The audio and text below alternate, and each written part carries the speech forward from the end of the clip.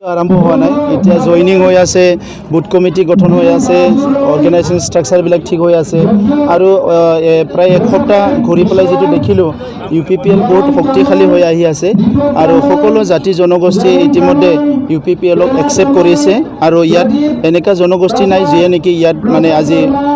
UPPLত যোগদান কৰা নাই আৰু সেইটো এটা গণতন্ত্ৰৰ কাৰণে এইটো খুব লক্ষণ মানুহে এটা চাই থাকিলে নহ'ব বিভিন্ন চাইটো চাব লাগিব কোনোবা যদি ভাল কাম কৰা নাই ইয়াৰ পৰিৱৰ্তনটো আনিব লাগিব সেইটোতো আৰু বেয়া পাই লাভ নাই কাৰণ গণতন্ত্ৰত সদায় মানে কি হয় পৰিৱৰ্তনটো ৰাইজে বিচাৰে আৰু ভাল মানুহ সদায় ৰাইজে বাছনি কৰে তো সেইকাৰণে ইমান দুৰ্নীতি যিখিনি হৈ গ'ল বা ভ্ৰষ্টাচাৰ হৈ গ'ল চিষ্টেমটো ঠিকমতে চলা নাই ইয়াৰ কাৰণে চবে পৰিৱৰ্তন বিচাৰিছে আৰু সেই পৰিৱৰ্তন বিচাৰা যিটো মানসিকতা সেইটো আমি ওয়েলকাম কৰিছোঁ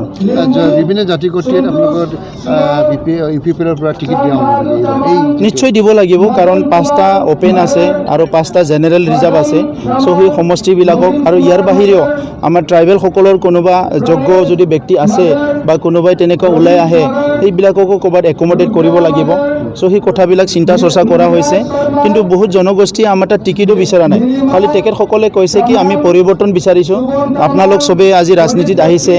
ভাল মানুহবিলাক আহিছে সেইকাৰণে আমিও যোগদান কৰিছোঁ গতিকে সেইটো আমাৰ কাৰণে এটা ভাল শুভ লক্ষণ বুলি মই ক'ব লাগিব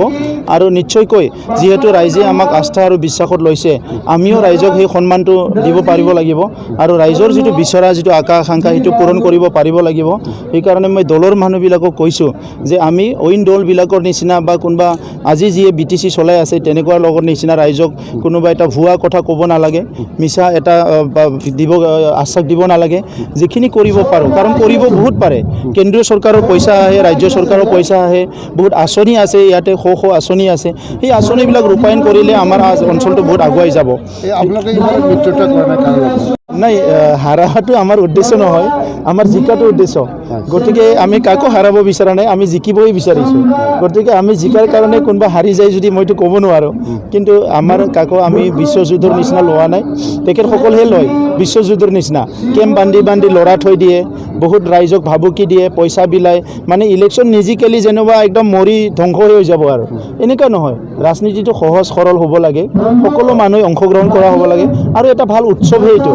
5 বছৰৰ মূৰত আমাৰ নেতা বাছনি কৰিবলৈ পাম ভোট দি পেলাই এইটো এটা উৎসৱ হয় ইয়াত মানে এনেকুৱা উৎকণ্ঠা ভয় এনেকুৱা সৃষ্টি কৰিব নালাগে বাহুবল ধনবল ব্যৱহাৰ কৰাৰ কোনো যুক্তি নাই আমাৰ গণতন্ত্ৰ ইমানেই শক্তিশালী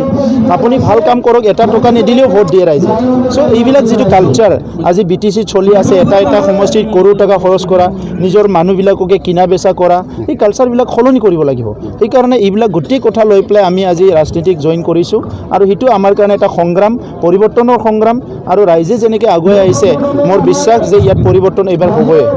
দেৱৰগাঁও সমষ্টিত আপুনি টিউ দিব নেকি এই সমষ্টিত দেৱৰগাঁৱত হয় আপোনালোকে বিচাৰেতো মই চিন্তা কৰিম ৰাইজেহে ঠিক কৰিব কাৰণ আমি ছাৰ্ভে কৰি আছোঁ কোনটো সমষ্টিত কোন খেলিবলৈ আপোনালোকে কি বিচাৰে দেৱৰগাঁৱত মই আহিব লাগে নেকি আপোনালোকে কওক ৰাইজৰ ওপৰতে মই ঠিক কৰিম আমি দেখিছোঁ আদিবাসী আৰু নেপালী আজি জইন কৰিছে নাই আদিবাসী জনগোষ্ঠীৰ বহুত সমস্যা আছে এই সমস্যাবিলাক আন্তৰিকতাৰে সমাধান কৰিব লাগিব কিছুমান সমস্যা কেন্দ্ৰীয় চৰকাৰে সমাধান কৰিব লাগিব কিছুমান ৰাজ্য চৰকাৰে আৰু কিছুমান আমি নিজৰ অঞ্চলত থকা কোনোবা চৰকাৰ হওক কোনোবা সমাজ হওক আমি সলভ কৰিব লাগিব গতিকে আমাৰ দীৰ্ঘদিন যিটো বিভেদ হ'ল কমিউনেল হ'ল ইয়াত আজি আদিবাসী আৰু বড়োৰ মাজত অলপ গেপ হৈ আছিলে কিন্তু লাহে এইটো নাইকিয়া হৈছে গতিকে আমিও অলপ আগুৱাই গৈছোঁ তেখেতসকলো আগুৱাই আহিছে গতিকে আমি দাদা ভাই মিলি পেলাই যিহেতু তেখেতসকলো পিছপৰা আমিও পিছপৰা একেলগে মিলি আমি কাম কৰিব লাগিব আৰু সেইটো আদিবাসী নেতৃত্ব এতিয়া বুদ্ধি পাইছে সেইকাৰণে আগুৱাই আহিছে আজি জইন কৰিছে আমিও আঁকোৱালি লৈছোঁ গোৰ্খাসকলৰো একে অৱস্থা আজি বহুত সমস্যা আছে গোৰ্খাসকলৰ ইয়াৰে নাগৰিক হয় তেখেতসকলে বা গোৰ্খা সমাজটো বহুত শান্তিপ্ৰিয় সমাজ হয় কিন্তু সেই গোৰ্খা সমাজে যিটো ন্যায় পাব লাগে অধিকাৰ পাব লাগে বহুত সময়ত নাপায় যিটো নিৰাপত্তা পাব লাগে বহুত সময়ত নাপায় সেইকাৰণে আজি গোৰ্খা সমাজ ইয়াত আগুৱাই আহিছে ভৱিষ্যত নিৰ্বাচন তেতিয়া নিশ্চয় চাওক মিত্ৰতাৰ কাৰণে এতিয়াও টাইম আছে ইলেকশ্যনো ডিক্লেয়াৰ হোৱা নাই বিভিন্ন দলৰ লগত কণ্টিনিউ আলোচনা চলি আছে আৰু আমিও চাই আছোঁ যে বি টি আৰ অঞ্চলৰ ৩২ লাখ জনসাধাৰণৰ কাৰণে কোনে বেছি চিন্তা কৰে কোনে চিনচিয়াৰলি চিন্তা কৰে আজি ইয়াত যিটো ছিষ্টেমটো মানে আনৰুলি হৈ আছে ভালমতে চলা নাই ডেভেলপমেণ্টটো ঠিকমতে হোৱা নাই ৰাইজে সুৰক্ষিত অনুভৱ কৰা নাই মানে জীৱনৰ সুৰক্ষা ভাষা সংস্কৃতি ভূমিৰ সুৰক্ষা আৰু ৰাইজে মানে খুব বঞ্চিত ফিল কৰিছে সেইকাৰণে আমি চাই আছোঁ যে কেনেকৈ কোন দলে কেনেকৈ আঁচনি লৈ আহে বা চিন্তা লৈ আহে তেতিয়া আমি কাৰোবাৰ লগত কাৰোবাৰ আমি মিলি যাম আৰু সেইটোতো মিলিবই লাগিব কাৰণ কোনো অকলে তেনেকুৱা মানে কৰাৰ কথা আজিকালি কোনো চিন্তা নকৰে গোটেই ভাৰতবৰ্ষত বহুত ৰাজ্যত এলায়েন্স গভৰ্ণমেণ্ট চলি আছে ইয়াতো চলি আছে কিন্তু ইয়াত মানে কি হৈছে আগতে BPF আৰু কংগ্ৰেছ চলিছিলে এতিয়া BPF আৰু BJP চলি আছে কিন্তু হাজাৰ যিয়ে নহওক কিয় আজি BJPৰো এটা দায়িত্ব আছে